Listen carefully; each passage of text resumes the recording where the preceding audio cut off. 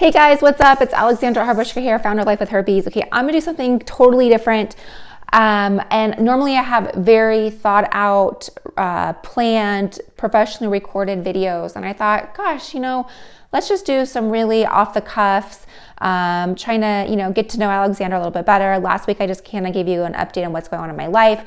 And today I thought it would be fun to poll some people on Instagram and ask them what some of their most important questions were about herpes, and then I would do a video about it. So I got questions like, if it's in the winter, are you more likely to get more outbreaks because of your dry skin? Okay, that is a no. What do the prodrome symptoms feel like and how long do they usually last? Does that mean you're gonna get an outbreak? So questions like that were some questions I had. So if you wanna check them out, they're over on Instagram right now. So I noticed there were multiple questions on my Instagram account regarding confidence post herpes diagnosis. And I can honestly say for me, when I was diagnosed with herpes back in 2011, my confidence was gone. Absolutely gone. I like to refer to that as the Eeyore phase. I literally had a rain cloud over me for 2 years. I couldn't get out of my own way. And that confidence was something that was probably already lacking. And in fact, it was lacking prior to my herpes diagnosis. But then we get our herpes diagnosis and we pile that on top of any other thing that's going on in our life. We're like, well, now I can't do this because I have herpes. So our herpes diagnosis becomes our scapegoat for any sort of insecurity that we already had.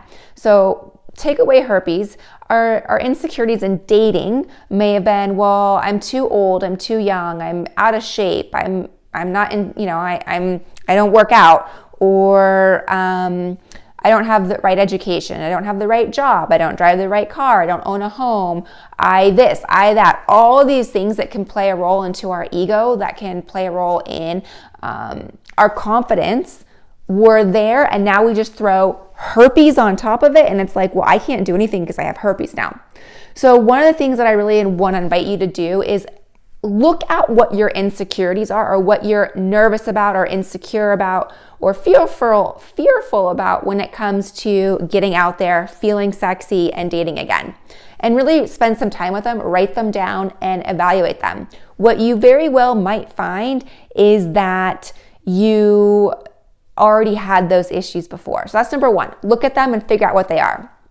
Number two, what I personally did is I spent a lot of time doing some self-reflection, some self-work, some self-help. I guess that's kind of what it's called. But I really spent some time diving deep into what I was looking for in a relationship and what I wasn't looking for in a relationship. In the meantime, I reconnected with myself. And I realized, and one of the most important things that I realized, is that your herpes diagnosis has zero impact on dating. Zero. Will you get rejected because of having herpes? You might. Some people don't, some people do. But that rejection most likely would have already happened. It may not have happened initially upon a disclosure. It may have happened a few weeks, months later down the road. So that rejection with a herpes diagnosis, usually, well, there's 3 reasons why it happens. 1, the person is just not emotionally mature when it comes to sexual health. 2, the person is married to a concept that won't be changed. Or 3, the person is not into you.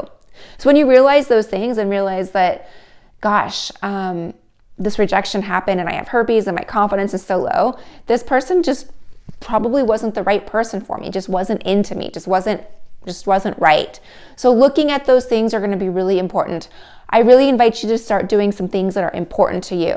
Is it gardening? Is it taking up jogging? Is it joining a cooking class? Is it getting together with friends? Like something that's really important to you, I invite you to do that for yourself and for no other reason. Fulfilling yourself with things that make you happy are going to be really important.